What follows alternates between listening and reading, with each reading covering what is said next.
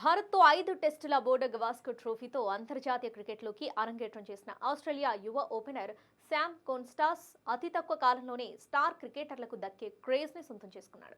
కెరీర్లో ఒకే ఒక్క half century నమోదు చేసిన శామ్ కోన్స్టాస్ కోసం ఓ అభిమాని చేసిన పని సోషల్ మీడియాలో హాట్ టాపిక్ గా మారింది. ప్రస్తుతం ఇందుకు సంబంధించిన వీడియో నెట్టింట వైరల్ గా మారింది. శామ్ కోన్స్టాస్ తో సెల్ఫీ దిగేందుకు ప్రయత్నించిన సదరు వ్యక్తి చిన్న పొరపాటుతో భారీ మూల్యం చెల్లించుకున్నాడు.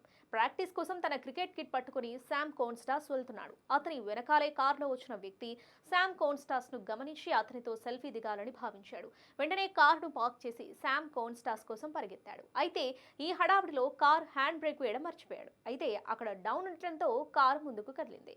శామ్ కోన్స్టాస్ కోసం పరిగెత్తిన వ్యక్తి కారు కదలడం చూసి అలర్ట్ అయ్యాడు. తిరిగి కారు వద్దకు వచ్చేలోపే అది ముందటి కారును ఢీకొట్టింది. అయితే ఈ ఘటనలో ఎవరికి ఏం కాలేదు. కానీ కారును ఢీకొట్టడం వల్ల 2 కార్లకు ముందు డ్యామేజ్ అయింది. అయితే ఈ ఘటన ఎక్కడ ఎప్పుడు జరిగిందనే విషయంపై స్పష్టత లేదు. సదరు అభిమాని శామ్ కోన్స్టాస్ ను కలిశాడా లేదా అనే విషయంపై కూడా ఎలాంటి సమాచారం లేదు. ఇందుకు సంబంధించిన సీసీటీవీ ఫుటేజ్ మాత్రం వైరల్ గా మారింది. ఈ వీడియోను చూసిన అభిమానులు ఫన్నీగా కామెంట్ చేస్తున్నారు. శామ్ కోన్స్టాస్ తో సెల్ఫీ చాలా కాస్ట్లీ గురు అని సెటైర్లు పేల్చుతున్నారు.